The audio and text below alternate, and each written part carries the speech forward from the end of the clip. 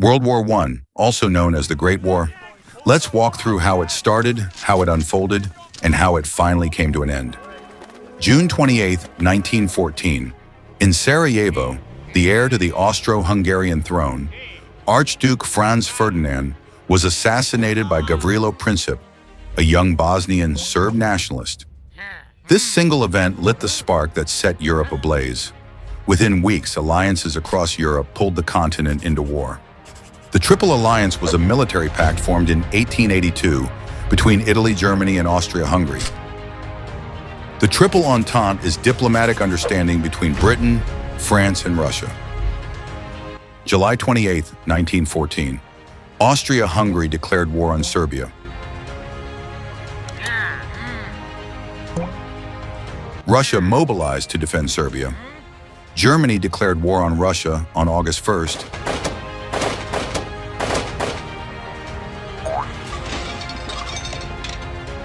And then on France just 2 days later. On August 4th, 1914, Germany invaded Belgium, expecting to cross in just a few days on their way to France. But Belgian forces put up fierce resistance. At Liège, the fighting lasted from August 5th to August 16th. When Germany invaded neutral Belgium, Britain joined in, declaring war on Germany.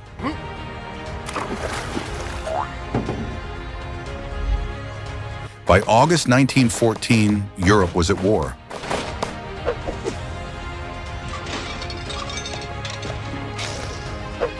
Sei komplett. Verpiss dich. While Japan, bound by treaty with Britain, declared war on Germany and captured its colonies in China and the Pacific.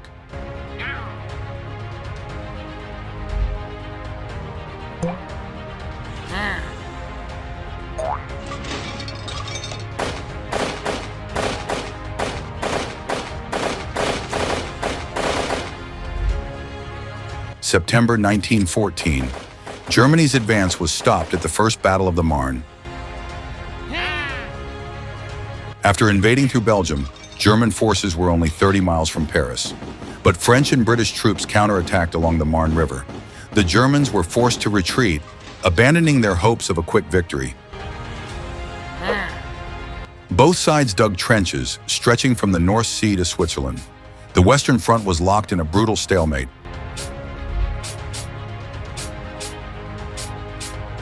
Tanks and aircraft appeared for the first time. Machine guns turned battlefields into slaughterhouses. In 1916, the world saw two of the bloodiest battles in history. Verdun, which lasted 10 months and cost hundreds of thousands of lives, and the Somme, where over 1 million men were killed or wounded for just a few miles of ground.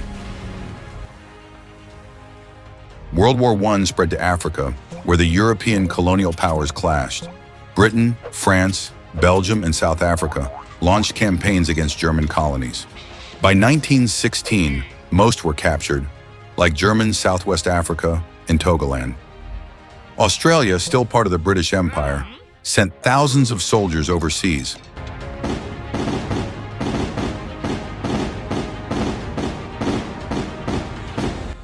The war expanded. The Ottoman Empire entered on the side of the Central Powers. Although officially neutral at first, it had secretly aligned with Germany. The turning point came when Ottoman warships, crewed partly by Germans, bombarded Russian ports in the Black Sea. In response, Russia declared war on the Ottomans on November 2, 1914, and soon after, Britain and France followed. By joining the Central Powers, the Ottoman Empire opened new fronts in the Middle East, the Caucasus, and the Dardanelles, shaping the global scope of the war.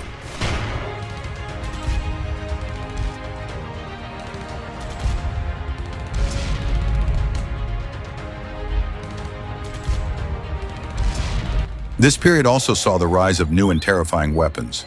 Poison gas choked soldiers in the trenches.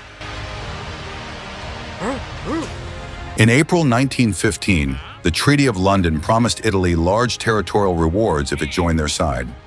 Tempted by this deal, Italy declared war on Austria-Hungary on May 23, 1915, and later against Germany.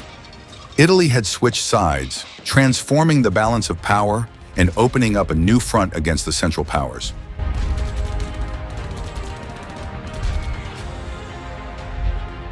In October 1915, Bulgaria entered the war on the side of Germany and Austria-Hungary. Bulgaria's goal was revenge. After losing land to Serbia in the Balkan Wars, it saw World War I as a chance to win it back. With Bulgaria's entry, the Central Powers launched a joint offensive against Serbia, crushing it and securing a direct land route from Germany to the Ottoman Empire. Meanwhile, Germany made a fateful decision. It resumed unrestricted submarine warfare, sinking neutral ships and angering the United States. In August 1916, Romania joined the Entente allies, hoping to gain Transylvania from Austria-Hungary. But Germany, Austria-Hungary, Bulgaria, and the Ottoman Empire counterattacked. By the end of the year, Romania was crushed. Its capital, Bucharest, fell in December 1916.